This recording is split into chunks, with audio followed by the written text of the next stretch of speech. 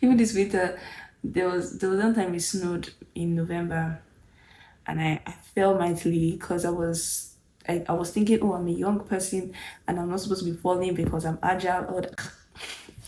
I just stepped on one small ice that seemed like nothing, that nothing can happen to me. Still, I just landed. God of Nazareth.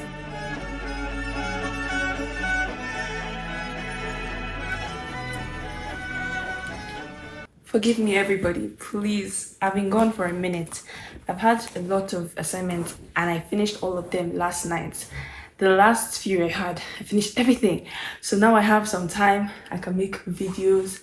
I'll be reading as I'm doing that because I have exams in 2 weeks.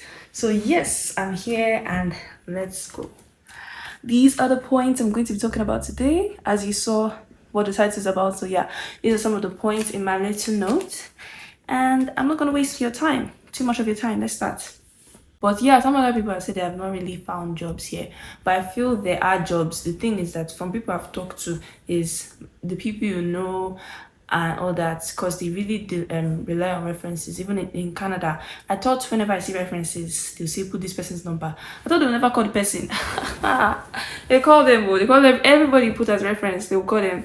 So make sure you put the person you know knows you. So yeah, if you know a lot of, and it doesn't have to be high executive, that kind of thing. No, just it could be anybody in the company. You just want to know your skill, not your skills, your relationship, how you deal with relationships and the kind of person you are, because character plays a huge role. It's not just about your skills and all that, your character too. So they want to know that. And yeah, the jobs I have now, I got all of them from Indeed. If you have Indeed, Jen, just shoot your resume. You never know which job you're going to get. Even if you think you don't have the qualifications, put it there. You never know. Money. I showed you the minimum wage, so it's not going to be less than that. So people have asked me, this is a question I need to answer. If you have only your school fees for your first semester, can you work for your second semester school fees? You can work and have your money for accommodation, feeding, and maybe extra things, transport, all those other things. Because I did that and I feel it's very possible. But to pay for school fees, international school fees, with the job you're working as you are also a student, haha. Very few people have done that. I still wonder how they do that. But please do not rely on that. Make sure you have at least 1 year's school fees. If you can use the summer and try and make up some money, okay. But not that one semester kind of thing. Please have your funds. Please. Because this is expensive. International school fees is expensive. School fees in general is expensive. Food is expensive. Housing is expensive. Please don't do that for your sake. Thank you. Transport. Brandon was a very nice, small community, or Brandon is, I'm saying was like, it's a very small, nice community. So if you have a car, you can get anywhere in 10 minutes, max 15 minutes. Okay, unless the train, what causes traffic in both Saskatchewan and Manitoba most times is the train. When the train is passing, then every car has to wait, and the train can be passing, as it depends on how long the train is, how many trailers it has or something like that, how many extensions, I don't know what they call those things.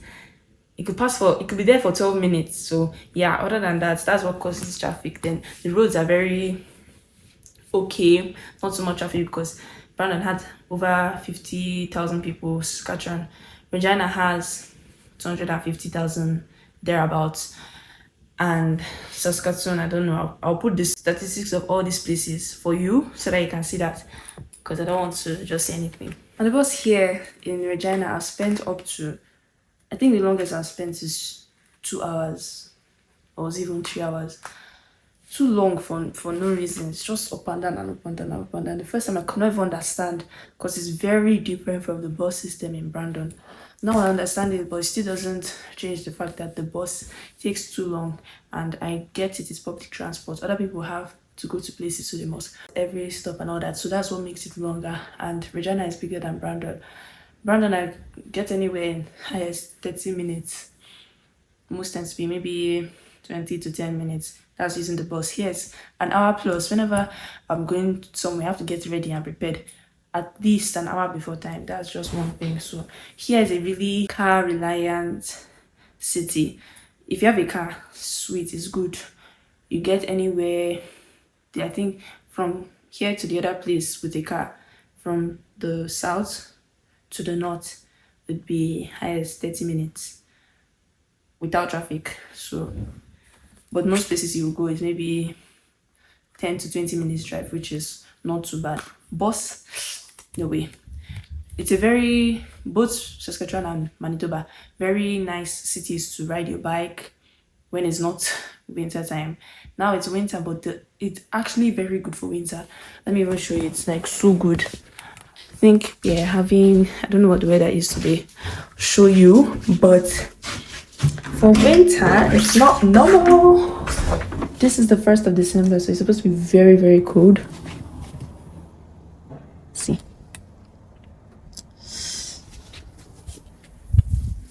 You can still see grass. Weird. But okay. So very nice for bikes and other things.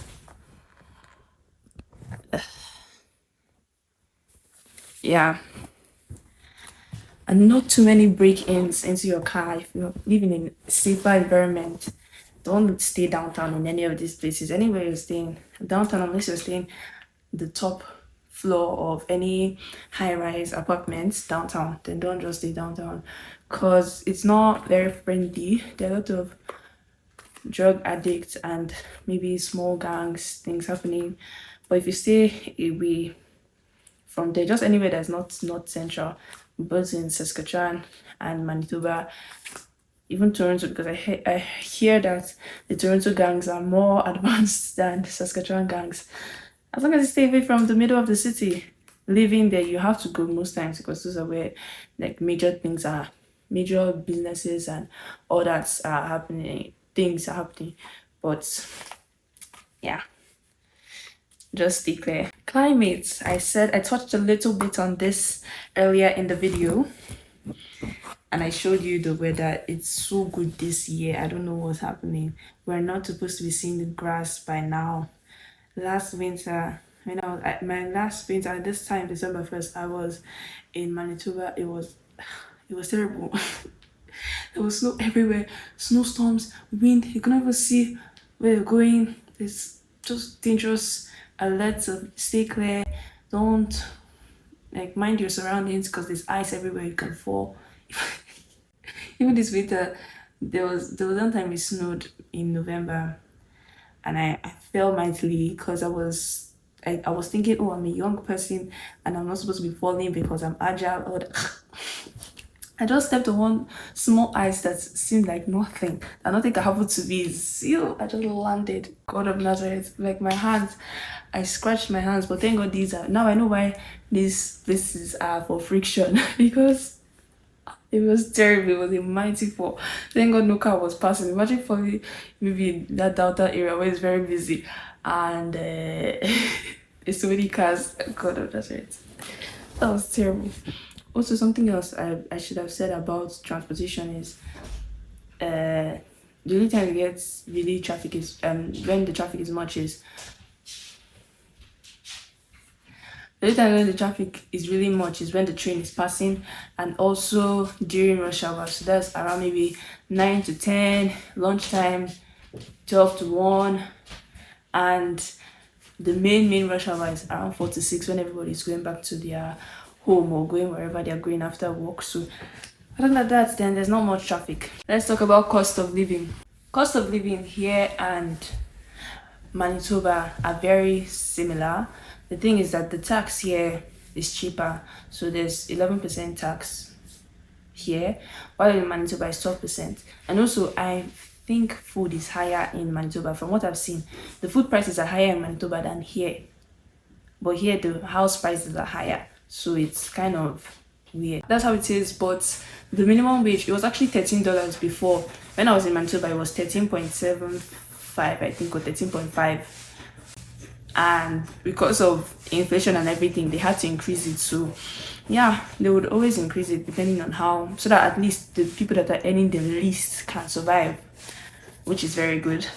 Safety, I talked about safety. As long as you're not staying in any of these sketchy places, if you're staying in a nice environment, then you don't have to worry too much.